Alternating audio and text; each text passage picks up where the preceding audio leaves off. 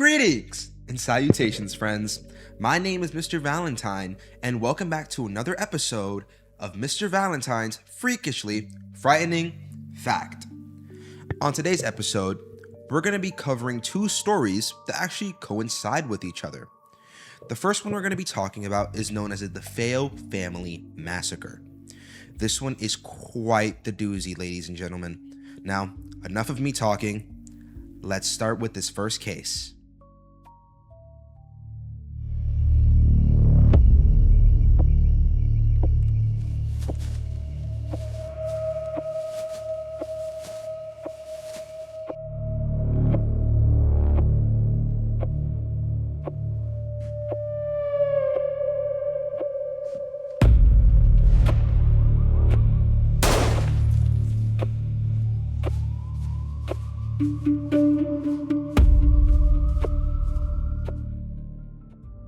The date, 1974, Amityville, New York. Not the city, okay? Anyway, a happy family lived there known as the DeFeo family. The DeFeo family consisted of 5 siblings and a mom and a dad. The eldest of the bunch was named Robert DeFeo Jr., aka Butch. Butch! The jokes write themselves, but this is a pretty fucked up case, so I'm not gonna make that joke. Anyway, one faithful day, Butch ran to the police and reported that his family has been shot. Now, any other person would say, "Oh, poor baby, lost his family," and that's the right reaction. Except he was hiding something very, very dark. Butch reported that a hitman from the mafia went to the house and took out his entire family. But detectives noticed something. His story was changing almost all the time. Now, any normal person would be like, "That's kind of fucking sketch." Oh, and it was.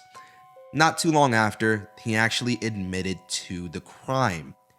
And he said, and I quote, "Once he started, he couldn't stop." Disgusting. I know. He also decided to clean himself up and then go to work the next day. Only a fucking sicko would do that. Shortly after confessing, they questioned him to find a motive. The motive has remained unclear till this day. Some people suggested that it was for their life insurance policy, but no one knows. Now, he did go to trial, and during the trial, they tried to plead insanity. That shit didn't work. He ended up getting 25 to life. Now, again, the motive remains unclear, but thankfully he did get time. And in 2021, he died. Thankfully. Sadly, this is where the story ends for the DeFeo family. However, the Lutz family starts a new chapter in the same exact house. For our second case, I introduce to you guys the Amityville Horror.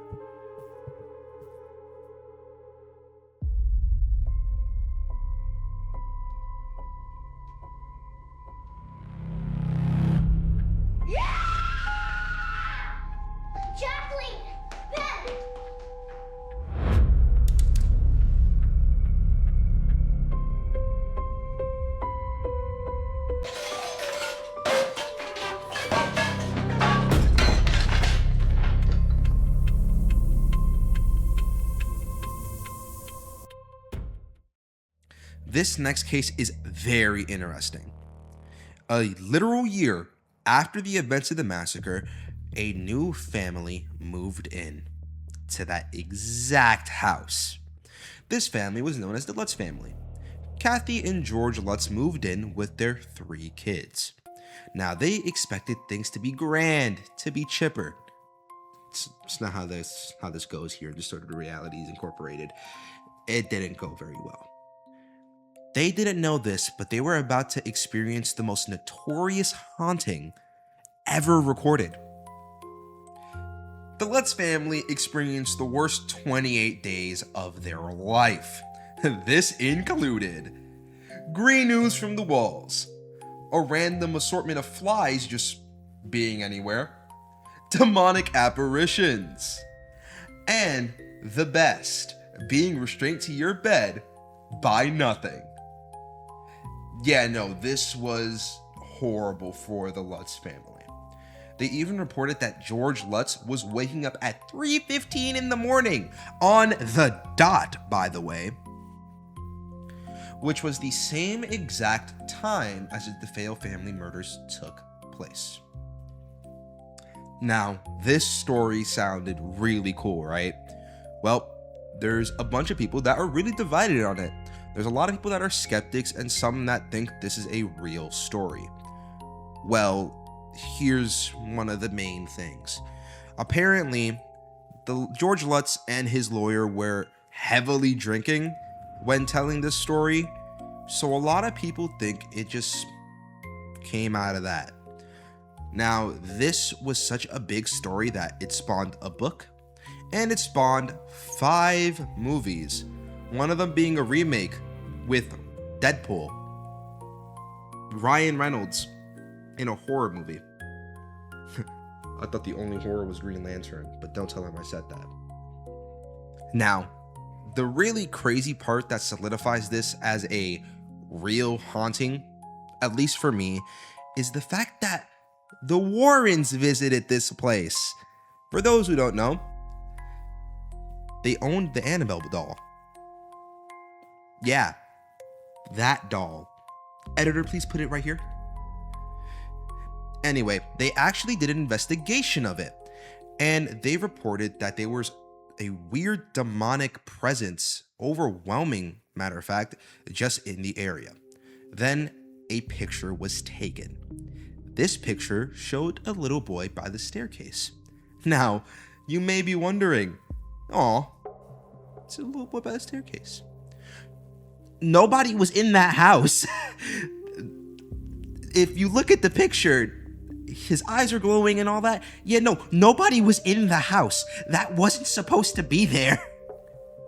Well, there you have it, folks. 2 cases, a year apart, and in the same exact place. But one can be explained while the other can't.